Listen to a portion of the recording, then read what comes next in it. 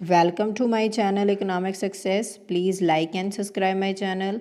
In this video, I am going to discuss about the classical and Keynesian theory of income and employment's MCQs for UGC net from important books. इस video में मैं बात करूँगी कुछ ऐसे questions की जो हमसे UGC के एग्ज़ाम में पूछे जाते हैं। तो हम स्टार्ट करते हैं अपने फर्स्ट क्वेश्चन से। हमारा फर्स्ट क्वेश्चन है, if marginal propensity to consume is constant in short run, which of the following option is correct. अगर हमारी MPC कांस्टेंट है शॉर्ट पीरियड में, तो इनमें से जो हमारे पास 4 ऑप्शंस हैं उनमें से कौन सा करेक्ट है। तो पहला ऑप्शन क्या है, MPS इज़ चेंजिंग। क्या हमारी जो मार्जिनल प्रोपेंसिटी टू सेविंग है वो चेंज हो जाएगी। MPS is constant. क्या हमारी जो सेविंग है वो कांस्टेंट रहेगी। Average propensity to consume constant रहेगी। Third is and fourth is none of this. क्या इनमें से कोई भी नहीं होगा। तो आप देखिए, अगर हमारी MPC कांस्टेंट है, दूसरी साइड हमारे पास शॉर्ट पीरियड है, तो इसका हमारे MPC रिलेशन किसके साथ है, MPS से। सो इफ़ेक्ट तो पड़ना है MPS पर। ये आप सोच लो पहले ही, जो MPC का इफ़ेक्ट सबसे पहले किस पर पड़ेगा, MPS पर। दूसरी बात आप देखो कि शॉर्ट रन है, शॉर्ट रन में हमारी इनकम चेंज नहीं होती, तो क्या होगा, अगर हमारी कंजम्पशन कांस्टेंट रहेगी तो हमारी सेविंग भी कांस्टेंट रहेगी। तो ये इसका क्या आएगा, करेक्ट आंसर आएगा। Then next is, according to Keynes consumption is a function of. Keynes के अकॉर्डिंग जो कंजम्पशन है वो किसका फंक्शन है, इन्वेस्टमेंट का, सेविंग का, इनकम का और कैपिटल का। ये हमारे पास 4 ऑप्शंस हैं। तो आप सोचिए कौन सा आंसर होगा। आप देखिए, जो हमारी कंजम्पशन है वो डिपेंड करती है हमारी इनकम पर हमेशा ही। केन्स ने हमारे पास जो फंक्शन दिया है वो उसने ये दिया है, ये हमारी क्या है, जो ऑटोनॉमस कंजम्पशन होती है जो होनी ही होनी है। और ये हमारी क्या है, इनकम। ये हमारी की है क्या है, MPC। MPC क्या होती है, मार्जिनल प्रोपेंसिटी टू कंज्यूम, कि हमने इनकम से कितना पार्ट जो कंज्यूम करते हैं वो होता है। तो इसलिए क्या हमारे पास क्या आया, इनकम। सो जो हमारे C है वो इसका राइट आंसर होगा। Consumption is a function of income. Okay, then next is the Keynesian theory of employment provides the solution of. जो केन्जियन थ्योरी है एम्प्लॉयमेंट की, वो किसके बारे में सोल्यूशन देती है, साइक्लिकल अनएम्प्लॉयमेंट का, फ्रिक्शनल अनएम्प्लॉयमेंट का, सीजनल का या फिर डिस्गाइज्ड का। साइक्लिकल अनएम्प्लॉयमेंट क्या होती है, साइक्लिकल अनएम्प्लॉयमेंट होती है जो हमारे डिप्रेशन की वजह से आती है। डिप्रेशन में क्या होता है, हमारी इफ़ेक्टिव डिमांड कम होती है। क्यों, क्योंकि हमारी इनकम कम होती है। इनकम कम होने की वजह से क्या होता है कि जो प्रोड्यूसर है उसकी प्रोडक्शन की जो डिमांड है वो कम है, वो हमने देख लिया। अगर किसी वस्तु की डिमांड कम होगी, उसकी क्या हो जाएगी, ओवर प्रोडक्शन। तो प्रोड्यूसर क्या देखेगा कि मेरी प्रोडक्शन की पहले ही सेल नहीं हो रही, तो मैंने इतनी लेबर का क्या करना है। तो वो टेम्परेरी तौर पर कुछ लेबर को वहाँ से निकाल देगा, लेकिन टेम्परेरी, उसे हम बोलते हैं साइक्लिकल अनएम्प्लॉयमेंट। फ्रिक्शनल क्या होती है, जब कोई लेबर एक जगह को छोड़कर दूसरी जगह पर जाता है, वहाँ पर उसे सेटल होने पर कुछ टाइम लगता है न्यू जॉब ढूंढने में, तो उसे हम बोलते हैं फ्रिक्शनल। या फिर क्योंकि वहाँ पर उसे टेक्निक सीखनी पड़ेगी अगर कोई न्यू जॉब लेनी है। देन वो क्या आ गया हमारे पास, सीजनल अनएम्प्लॉयमेंट। सीजनल क्या होती है, जो सीज़न के अकॉर्डिंग आती है।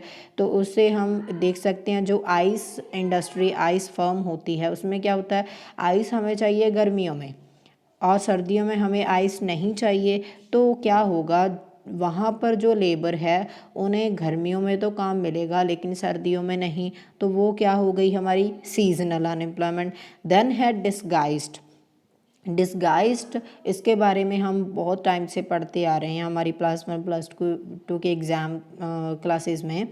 तो वो क्या होता है, डिस्गाइज्ड होता है छुपी हुई बेरोज़गारी, जो क्या होता है हमें पता नहीं चलता। जैसे इसके लिए हम एग्जांपल लेते हैं कि जैसे कि कोई फार्मर है, अगर उसके पास कोई 5 एकड़ लैंड है, लेकिन उसे वहाँ पर सिर्फ 1 पर्सन चाहिए। अगर वहाँ पर वो 5 पर्सन लगा रहा है, तो वहाँ के जो 4 पर्सन हैं वो क्या हैं, डिस्गाइज्ड हैं।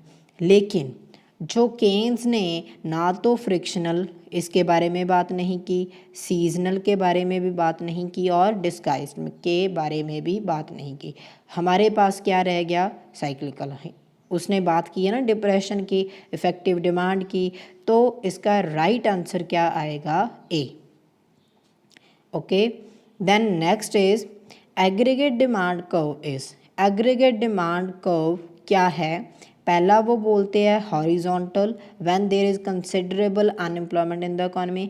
वो क्या बोलते हैं कि हॉरिजॉन्टल हो सकती है जब इकोनॉमी में क्या होती है, unemployment. Down sloping because production cost decrease as real output increase, वो डाउन स्लोपिंग हो सकती है जब प्रोडक्शन की कॉस्ट डिक्रीज हो जाती है। डाउन स्लोपिंग कैसे होती है, ऐसे, ठीक है, तो वो डाउन स्लोपिंग हो सकती है। देन वो बोलते हैं वर्टिकल हो सकती है जब फुल एम्प्लॉयमेंट होती है, ठीक है। Then down sloping because of interest rate, wealth and real balance and foreign purchase effect. जो हमारी एग्रीगेट डिमांड है वो ना तो हॉरिजॉन्टल होती है, ना ही उस पर जो प्रोडक्शन कॉस्ट का कोई असर होता है। प्रोडक्शन कॉस्ट का जो है वो सप्लाई पर इफेक्ट पड़ेगा। ओके, देन वर्टिकल कौन होती है, एग्रीगेट सप्लाई करो, वर्टिकल होती है फुल एम्प्लॉयमेंट की सिचुएशन में, ठीक है। देन डाउन स्लोपिंग, तो हमारे पास क्या रह गया, डी। डी में वो क्या बोलते हैं, down sloping because of interest rate, wealth और रियल बैलेंसेस और फॉरेन परचेज इफेक्ट। जो हमारी एग्रीगेट डिमांड कर्व है वो क्या होती है, डाउन स्लोपिंग होती है। क्यों, क्योंकि रेट ऑफ इंटरेस्ट का उस पर इफेक्ट पड़ता है, ये तो पता है। अगर रेट ऑफ इंटरेस्ट हमें ज़्यादा मिलता है तो हम सेविंग ज़्यादा करते हैं, और हम कंजम्पशन के लिए कम रखते हैं, तो हमारी डिमांड कम हो जाती है। वेल्थ और रियल बैलेंसेस वो क्या होते हैं, हमारी परचेजिंग पावर ऑफ मनी, हम मनी से कितने कमोडिटी को बाय कर सकते हैं, और फॉरेन परचेज इफेक्ट भी उस पर इफेक्ट करते हैं। तो ये उसका राइट आंसर है कि डाउन स्लोपिंग क्यों होती है।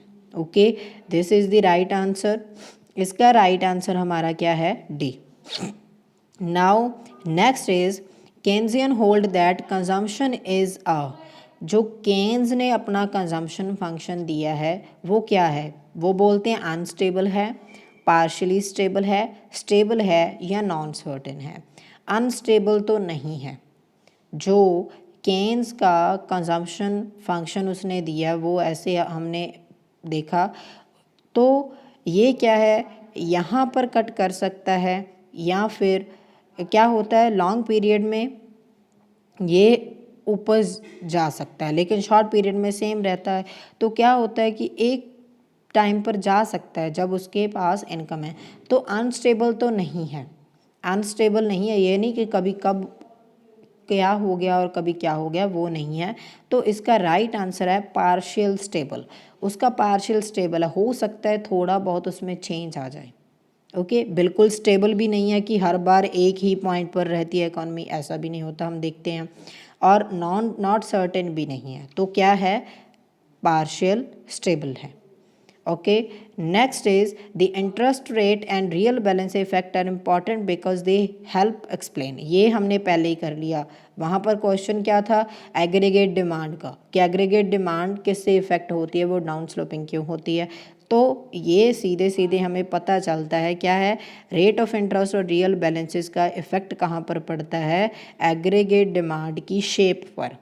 जो सप्लाई पर तो उसका इफेक्ट नहीं पड़ता, ठीक है। पॉलिसी और स्टैगफ्लेशन की तो बात ही नहीं की केन्स ने। Okay, then rightward and leftward shift की बात भी नहीं की है। तो क्या जो हमारा इंटरेस्ट रेट और रियल बैलेंसेस है उनका इफेक्ट हमारी जो एग्रीगेट डिमांड है उसकी शेप पर पड़ता है। ओके, तो इसका राइट आंसर जो है वो है A. Then next is with which one of the following is backward bending supply curve usually associated. तो सप्लाई कर्व किस कंडीशन में बैकवर्ड ऐसे बनती है ना, पहले ऐसे होती है फिर वो बैकवर्ड स्लोप कर जाती है, वो किस कॉन्सेप्ट में होता है याद है आपको, कहाँ पर होता है, लेबर में। ठीक है, लैंड में नहीं होता, कैपिटल में नहीं होता, ऑर्गेनाइजेशन में नहीं होता, लेबर में। क्यों? जैसे जैसे उनकी इनकम बढ़ती है पहले तो वो क्या करते हैं, काम करना ज़्यादा पसंद करने लगते हैं, लेकिन जब उनकी बेसिक नीड्स पूरी हो जाती हैं, बेसिक नीड्स जब उनकी पूरी हो गई तो वो क्या करते हैं, वो फ्री रहना पसंद करते हैं। तो एक पीरियड के बाद क्या होता है, वो अपना फ्री टाइम है उसे बढ़ा देते हैं और काम करना कम कर देते हैं। तो क्या कहाँ पर होता है, लेबर के लिए। So next is the great depression of 1930s open the door to the dash revolution in macroeconomics theory. क्या बोलते हैं कि जो ग्रेट डिप्रेशन आया था 1930 में, उसने किस रेवोल्यूशन के लिए दरवाजे खोल दिए थे इकोनॉमिक्स, न्यू केन्जियन के लिए, ओल्ड क्लासिकल के लिए, न्यू क्लासिकल के लिए और केन्जियन के लिए। पहली बात तो ये, जो न्यू केन्जियन है उनका पीरियड आया 1990 के बाद 2008 तक। ठीक है, ओल्ड क्लासिकल तो पहले ही ख़त्म हो गए। जब 1930 का क्या हुआ, 1930 में क्या हुआ, डिप्रेशन आ गया तो क्लासिकल थ्योरी तो फेल हो गई, न्यू क्लासिकल भी नहीं आए तो क्या रह गया, केन्जियन। तो 1930 में किसका पीरियड आया था, केन्स का, जिसे हम क्या बोलते हैं, केन्जियन बोलते हैं। तो क्या आएगा इसका right answer, 8। Okay, next is given the total investment expenditure and increase in the propensity to save will lead to। क्या बोलते हैं, अगर टोटल इन्वेस्टमेंट एक्सपेंडिचर में इंक्रीमेंट आ जाता है, उसके साथ टोटल एक्सपेंडिचर हमारे पास गिवन है सॉरी, और प्रोपेंसिटी टू सेव जो है वो क्या हो जाती है, इंक्रीज हो जाती है। तो इसका इफ़ेक्ट क्या है, पहले आप देखिए हमारी टोटल इन्वेस्टमेंट है, दूसरी साइड वो बोलते हैं अगर हमारी जो MPS है, ठीक है, यहाँ बोलो हमारी जो सेविंग है अगर वो इंक्रीज़ होगी, सेविंग के इंक्रीज़ होने का मतलब क्या हुआ कि हमने अपनी इनकम जो है वो बैंक में शिफ्ट करना स्टार्ट कर दी, हम उसे इन्वेस्टमेंट में नहीं डालेंगे। अगर हम इन्वेस्टमेंट लो कर देंगे, इन्वेस्टमेंट नहीं करेंगे आगे, तो उसका इफ़ेक्ट हमारी इनकम पर पड़ेगा, हमारी इनकम भी क्या हो जाएगी, लो हो जाएगी। तो इसका जो आंसर है वो हमारे पास क्या, दूसरी साइड क्या होगा, तो इसका राइट आंसर आएगा फॉल इन इनकम। तो इनकम का क्या हो जाएगा, फॉल हो जाएगा। Okay, then next is in interest rate in classical theory is, classical theory में जो इंटरेस्ट रेट है वो क्या है, मॉनेटरी फिनोमेना है, रियल सेक्टर फिनोमेना, या दोनों, या नन ऑफ दी अब। तो पहले तो ये देखिए कि क्लासिकल ने मॉनेटरी फिनोमेना मीन्स उन्होंने जस्ट मनी को एक as a medium of exchange लिया है, तो मॉनेटरी फिनोमेना तो इफेक्ट नहीं करता, इंटरेस्ट रेट तो वहाँ पर आता ही नहीं है। तो इसका जो राइट आंसर है वो है रियल सेक्टर फिनोमेना, जिसमें वो ट्रांजैक्शंस करते हैं, ट्रांजैक्शन के लिए रेट ऑफ इंटरेस्ट जो है वो इफ़ेक्ट कर सकता है। तो इसलिए ये क्या है, जो इंटरेस्ट रेट है वो क्या है, real sector phenomena. Next video में नेक्स्ट क्वेश्चन सॉरी क्या है, excess of ex ante saving over ex ante investment means. क्या बोलते, अगर हमारी जो एक्स एंटी सेविंग है, हमारी एक्स एंटी जो सेविंग है वो इन्वेस्टमेंट से ज़्यादा हो जाती है, इन्वेस्टमेंट से ज़्यादा जो एक्स एंटी सेविंग क्या होती है, प्री प्लान, जो हमने पहले ही प्लान की हुई है, इन्वेस्टमेंट भी और सेविंग भी। अगर हम अपनी जो सेविंग वो बढ़ा देते हैं लेकिन इन्वेस्टमेंट को कम कर देते हैं, तो उससे उसका इफ़ेक्ट क्या पड़ेगा, हमारी इनकम क्या हो जाएगी, लो। पहले क्वेश्चन में भी हमने देखा, तो इसका राइट आंसर आएगा इनकम विल फॉल, इनकम क्या हो जाएगी, फॉल हो जाएगी। Next question is Keynes theory is applicable to, Keynes theory कहाँ पर एप्लीकेबल है, रूरल सेक्टर में, अर्बन सेक्टर में, अंडर डेवलप कंट्रीज़ में और डेवलप कंट्रीज़ में। तो इसका राइट आंसर जो है वो है डेवलप कंट्री। डेवलप कंट्री क्यों? क्योंकि इसकी थ्योरी जो बेस्ड है वो है साइक्लिकल अनएम्प्लॉयमेंट पर। लेकिन अंडर डेवलप कंट्रीज़ में क्या होता है, क्रोनिक अनएम्प्लॉयमेंट होती है। क्रोनिक मीन्स जो लॉन्ग पीरियड की होती है, जो ख़त्म ही नहीं होती, जैसे कि इंडिया में। लेकिन साइक्लिकल जो है वो होती है टेम्परेरी। टेम्परेरी वो मैंने पहले बता दिया कि क्या होता है कि डिप्रेशन के पीरियड में साइक्लिकल जो अनएम्प्लॉयमेंट आती है तब क्या होता है, हमारी इफेक्टिव डिमांड कम होती है, तो हमारी इनकम कम है, इसलिए तो हमारी जो डिमांड है वो कम है, तो प्रोड्यूसर क्या करता है कि कुछ टाइम के लिए अपने कुछ लेबर को काम से हटा देता है। ठीक है, तो ये कहाँ पर एप्लीकेबल है, डेवलप कंट्रीज़ पर। तो इसका राइट आंसर हमारे पास क्या है, D. Next, Keynes states that the aggregate demand is a function of. Keynes ने क्या बताया, जो एग्रीगेट डिमांड है वो किसका फंक्शन है, a decreasing function of level of unemployment, no not related to level of employment, an increasing function of level of employment and a constant function of level of employment। जो हमारी aggregate demand है वो किसका function है, increasing function of employment. जैसे कि हमने income और एम्प्लॉयमेंट थ्योरी में बात क्या की कि इनकम और जो हमारा एम्प्लॉयमेंट लेवल है वो किन पर डिपेंड करता है, वो डिपेंड करता है एग्रीगेट डिमांड पर। ठीक है, एग्रीगेट डिमांड पर डिपेंड करता है और या फिर एग्रीगेट सप्लाई पर। ठीक है, एग्रीगेट डिमांड क्या हुआ, वो किस पर डिपेंड, किसका फंक्शन है, एम्प्लॉयमेंट का। ठीक है, एम्प्लॉयमेंट क्या कि लेबर की डिमांड कैसे होती है, और सप्लाई का मतलब कि लेबर अपनी सप्लाई कैसे देती है। तो ये फंक्शन किसका हुआ, an increasing function of level of employment. C is a right answer. Then next question है, if the Keynesian consumption function is this, C is equal to 10 plus 0.8 by, then when disposable income is 1000 rupees the marginal propensity to consume क्या है। C उन्होंने दिया 10 plus 0.85, क्या है, ये है हमारी ऑटोनॉमस कंजम्पशन, ये है हमारी इनकम, ये क्या है, MPC। तो यही उन्होंने पूछा कि मार्जिनल प्रोपेंसिटी टू कंज्यूम क्या होगी। इसे सॉल्व नहीं करना, ये नहीं सोचने बैठ जाना कि 1000 दिया है तो हम क्या करें उसका, वो उसमें पुट कर दें, तो पुट करेंगे तो ये आंसर आ जाएगा, ये नहीं। उन्होंने डायरेक्टली हमसे क्या पूछा, मार्जिनल प्रोपेंसिटी टू कंज्यूम क्या है, ये है जो हमारे y के साथ मल्टीप्लाई होती है, वो हमारी क्या होती है, मार्जिन। तो क्या आंसर आएगा, डी उसका राइट आंसर आएगा।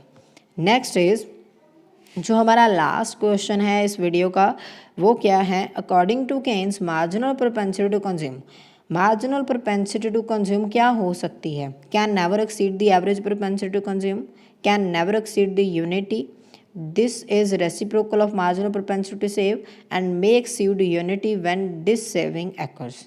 तो वो क्या बोलते हैं, क्या जो मार्जिनल प्रोपेंसिटी टू कंज्यूम है उससे बढ़ सकती है, ये बढ़ सकती है, ये नहीं बढ़ सकती। हमने देखा है जो APC है वो भी फॉल करे और MPC वो भी फॉल करे, लेकिन MPC उससे ज़्यादा तेज़ी से नीचे गिरेगी। लेकिन APC जो है वो फॉल तो करती है लेकिन MPC से कम। सो इसका राइट आंसर ये आएगा कि वो कभी भी एवरेज प्रोपेंसिटी टू कंज्यूम से बढ़ नहीं सकती। Okay, then thank you so much for watching my video, and in my next video we will discuss about the difference between the classical and Keynesian theory of income and employment, and then we also discuss the important MCQs as well. Thank you so much. Please like and subscribe my channel.